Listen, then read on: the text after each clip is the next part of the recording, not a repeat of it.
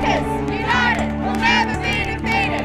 The workers. Today, on Labor Day, our members have come together to acknowledge their conditions of employment that have been achieved and fought for over many years. We're strong, we're loud, we're union and we're proud. Sometimes you feel that you are isolated, and that's why days like this are absolutely wonderful. Through the union, I know that there is someone who represents me for my rights. It's a really exciting time to be part of our union. Over the last 12 months, our union has been engaged in many actions at the workplace. You got a nice sounding name like a holiday. And if you share with me the old times, I'm sure that we could lie awake a while. Part of the youth committee that we formed is about talking to young people about how they want to see the future of their union, what sort of real change they want to be part of. We have, of course, achieved pay equity. We've just finished a massive national campaign which was started in Brisbane 4 years ago, where we won pay increases of up to 40%. We have Real in front of Swine's office, and I bring my family with me. We had rallies, we had information stalls collecting signatures on our petitions. Having the opportunity to go down to Sydney for the announcement by Julia Gillard was a huge opportunity that I was provided with. These are hard-working Australians. They do some of the most important work in our society. But because this work has been predominantly done by women, it's been undervalued and underpaid. Our members have fought long and hard, they have rallied, they've sent kisses.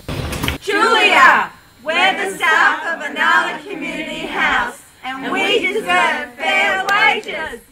The government will join with the Australian Services Union in a submission to Fair Work Australia to get these workers equal pay. They've lobbied in Canberra, they've lobbied our own Queensland politicians, they've led the struggle with the employer associations, and this is the culmination. This should deliver pay rates comparable to those awarded by the Queensland Industrial Relations Commission.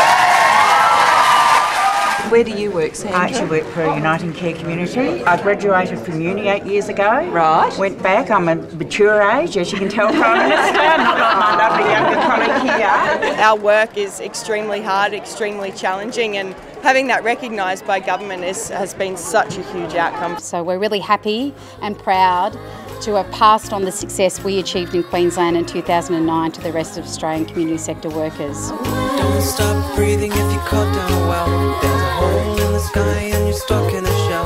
But the ground that you... I think the standout thing that the unions do for us is they look after our conditions. They also look after what happens in the workplace. Being part of a union allows you to have a voice. We have got local area agreements and EBAs which are negotiated by the unions. Unions seek our input to them, then they go to the negotiating table and get the best possible outcome for both parties. It's not about one person and all about me, me, me. It's about looking after the community and making sure that the community is well and well looked after.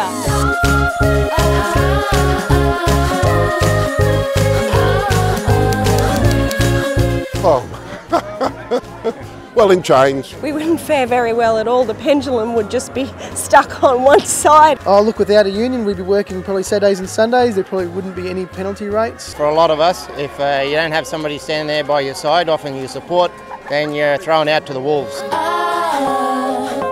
There's all the resources that stand behind the union. There's the combined negotiating capacity. When it comes to negotiations, where there is active participants, but they're the professionals. Everything we've got today, every condition I have a 9-day fortnight. I have overtime, I have sick leave, I have holiday pay, I have long service leave. Everything's come from union. Gather round people, I'll tell you a story, an 8-year-long story, power and pride.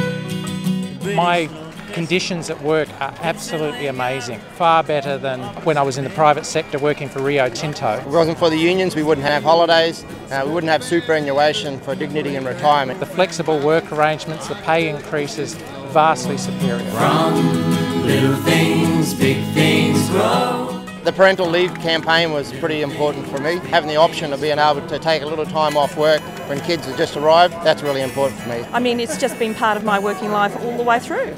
And I now work on enterprise bargaining. It's how we've made changes, how we've improved the workplace. From little things, big things grow. Recently we're doing the bargaining and the union has played a very important role. Last time it was a satisfactory outcome. I wouldn't say we got everything we wanted, but I think we did okay. Over the last 12 months, the EBA has probably been the main one. A couple of minor campaigns we've got, like a car park closure at work. There's a whole issue about government privatisation. Guernsey decided they must make a stand. They're trying to bring in forced redundancies, they're trying to reduce the staff numbers. They don't understand that that reduces the services we provide. The garbage collection, the curbside management, street maintenance, footpaths, parks and gardens, mosquitoes and pest services, they're all trying to reduce that down, which is just wrong.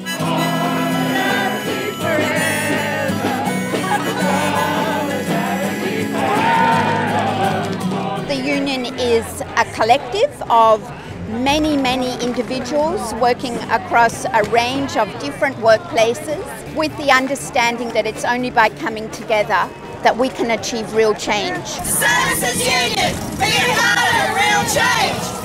Being part of a real change will, I think a big element would be getting more young people involved. We're now running a youth committee. Being part of a real change, I think the world we live in, the union has to be progressive and has to keep up with the trends of what's happening outside. It's about getting together, getting educated, and then being part of a real change by taking action to change things at your workplace. Solidarity forever, solidarity forever. I think the first step to creating real change is to actually join your union. You've got to change the relationship that's between employees and employers, so it's fair, so it's just, and so everybody gets a fair go. Power and privilege cannot move a people. Our strength comes from working together to achieve the change we want. Together, we are powerful. Together, we can be part of a real change. From